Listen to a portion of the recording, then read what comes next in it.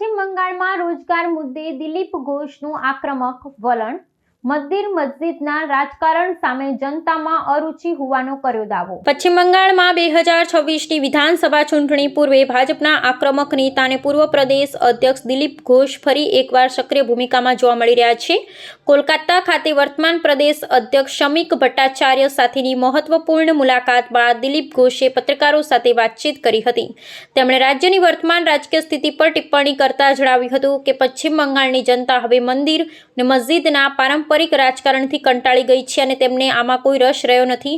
લોકો હવે રાજ્યમાં આર્થિક પ્રગતિ અને રોજગારીની તકોની માંગ કરી રહ્યા છે, જે આગામી ચૂંટણીમાં મુખ્ય મુદ્દો બની રહેશે। દિલીપ ઘોષે પક્ષના સંગઠનમાં પોતાની ભૂમિકા અંગે સ્પષ્ટતા કરતા કહ્યું હતું કે તેમણે પ્રદેશ અધ્યક્ષ શમીક ભટ્ટાચાર્યને ખાતરી આપી છે કે પક્ષ જ્યારે પણ અને જ્યાં પણ તેમની સેવા ઈચ્છશે તેઓ હંમેશા હાજર રહેશે।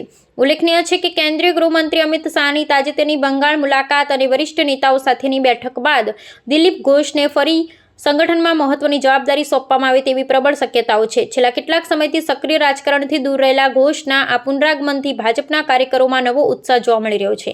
રાજકીય વિશ્લેષકોના મતે દિલીપ ઘોષનું રોજગાર પરનું નિવેદન ભાજપની રણનીતિમાં પરિવર્તનનો સંકેત આપી રહ્યું છે।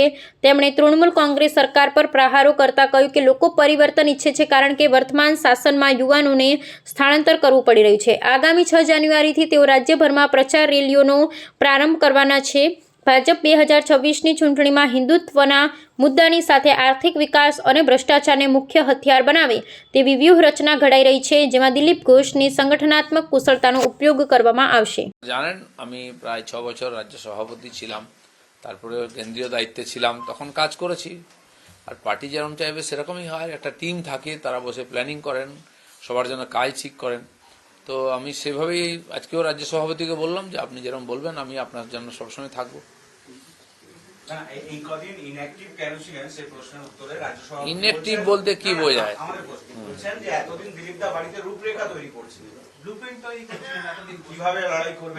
ঠিক আমি ঠিক সময় নামি, আপনারা জানেন পার্টির যখন প্রয়োজন আছে তখন আমরা আছি। এই অফিসে এলেই রণকৌশল করে সবাই, এর নয় চাও খায় কেউ কেউ। তা আমি তো আপনারা জানেন যে আমি এই ধরনের মিটিংয়ে কম থাকি, আগেও থাকতাম। আমাদের টিম ছিল, তখন সুব্রত চ্যাটার্জি ছিলেন এর আগে ইলেকশন অবধি, তারা প্ল্যানিং করতেন, আমার সহায়তা থাকতো, আমার মতামত নিতেন। আমি মাঠে ঘাটে লড়াই করেছি, সাধারণ মানুষের মধ্যে গেছি, যেখানে বিজেপির কোনো ঝান্ডা ছিল না সেখানে গেছি, যেখানে বিজেপিকে ঢুকতে দেওয়া হতো না সেখানে গেছি। আর এইভাবে পার্টির বিস্তার হয়েছে। তো দুটোই চলবে। আমাদের পার্টির এখন অনেক অভিজ্ঞ নেতা আছেন যারা রণকৌশল তৈরি করতে পারেন, অনেকদিন রাজনীতি করছেন, তারা সবাই মিলে করবেন। আগে তো মন্দির তৈরি হোক। আমি শুনলাম একটা দুর্গাঙ্গন হচ্ছিল নিউ টাউনেতে, তার জন্য কয়েক একর জায়গা দেখা হয়েছিল।